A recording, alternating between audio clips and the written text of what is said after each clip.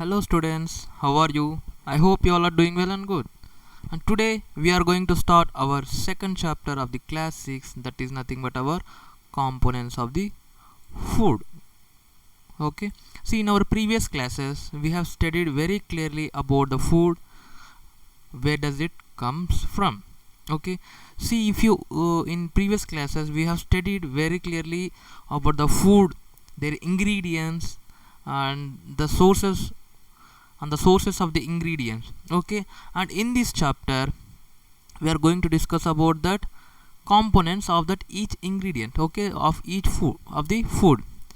Yeah, if you see, we get different ingredients from different sources. What are they? They are plant sources and animal sources. Okay, and each ingredient has the different components, and we call that component as nutrients. Okay, nutrients are the components of the food, present of the components of the food, and we need that nutrients for growth, for resistance, for energy, for so many things we need these nutrients. Okay, what are the main nutrients present in our food? They are nothing but our carbohydrate, fats, proteins, vitamins and minerals.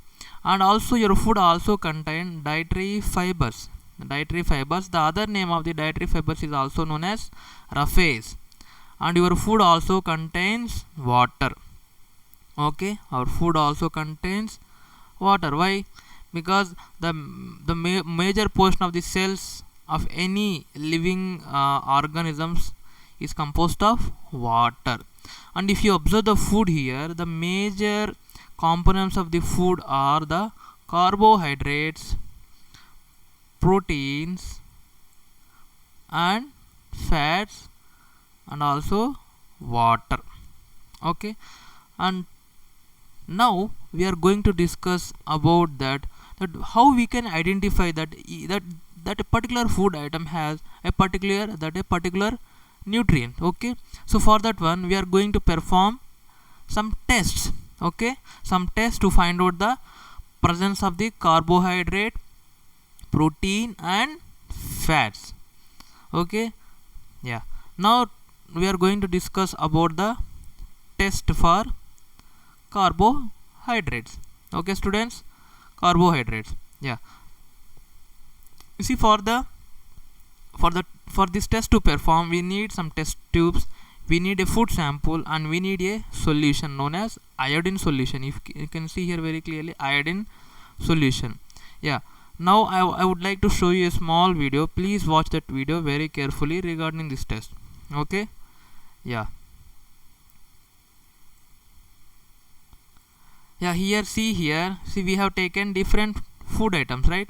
We have taken aloo, that is potato, boiled rice, paneer and salt. Here we have taken iodine also. Yeah, and now we are going to put the solution of iodine on each food item, and let us see what will happen.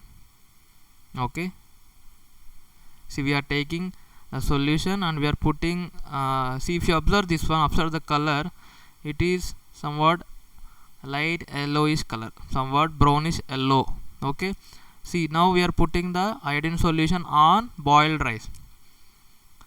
Yeah, you can see some color change, right? Now you can see now we are putting iodine solution on aloo. Okay, you can see some color change, right?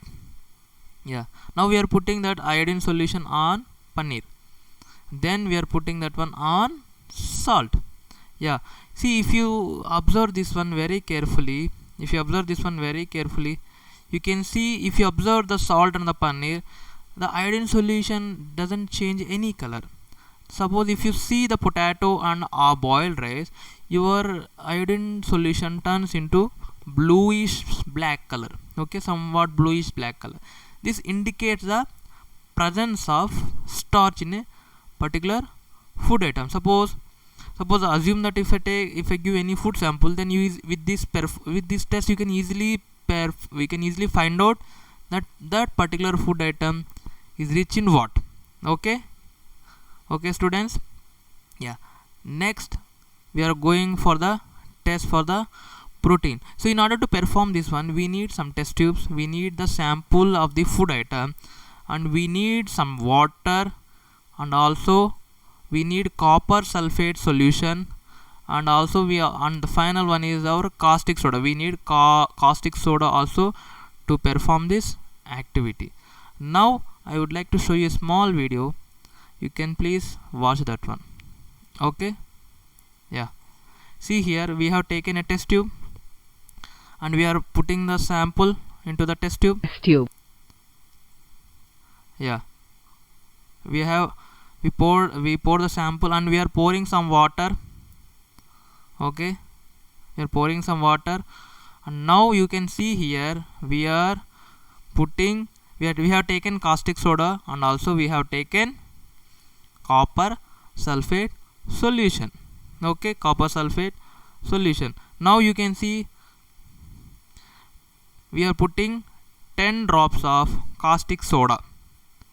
Okay, 10 drops of caustic soda to the sample solution, and then now we are putting 2 drops of copper sulfate solution into the sample. Yeah, shake the test tube very well. See, we are shaking the test tube. Please shake that one. Yes, now you can see the color change here. Color change. What is the color? A violet color is appears here. You can see here a violet color. We can see very clearly. This violet color indicates the presence of the violet color. Okay, the violet color indicates the presence of the protein. Suppose if I give you egg with this then suppose we take egg and we perform the we perform this activity of protein on the egg solution, and it will turns into violet color. That means your egg is rich in protein. Egg is a protein rich food. Okay, and third one is the test for the fats. We are going to find out the test for the fats, and for this one we need a sample food item, and also we need a paper for this solution, paper for this activity. Now you see the video. Please watch the video. I would like to show. Yeah, you can see here. See here, we need the food here we need the we have taken the sample and we have taken a paper. Now you can see very clearly we are rubbing that food item on the paper without tearing the paper. We should not tear the paper. We should not apply that food paper on the paper by tearing the paper. We should apply in such a way that the paper should not be damaged. Yeah, now yes, now you put that paper against the candle. Okay, see, can you able to see the candle here, candlelight here? Yes, very lightly, right? Yes, yes. After rubbing that one, if suppose if any oily patch appears, and if we look for the light through that oily patch, if we are able to see a minimum amount of light passing through that oily patch, from this one we can easily understand that a particular food item is rich in fat. See here we can somehow we can see the candlelight here, right? That means this oily patch is translucent. Translucent means it allows only little amount of light to pass through it. Okay, to pass through it. Yeah, see, a oily patch should appear, then we can confirm that a particular food item is rich in fat. Yeah, students, always remember that we are taking any if we take any food item that has all the components, but in that one only one component is one component quantity is very, very high. Suppose if we take rice also has proteins and fats. Yeah, but the quantity of carbohydrates in rice is very, very high. That's why we call rice as a carbohydrate rich food, and egg is a protein rich food. Okay, and any butter, ghee or something, they are the fat rich food. Okay, because the quantity of that particular component is very high when compared to the other component. That means your food item contains the other components also. Always remember this one. Okay. Yeah, students, that's all for today. And if you have any doubts, please feel free to contact me. Yeah, thank you so much and have a nice day.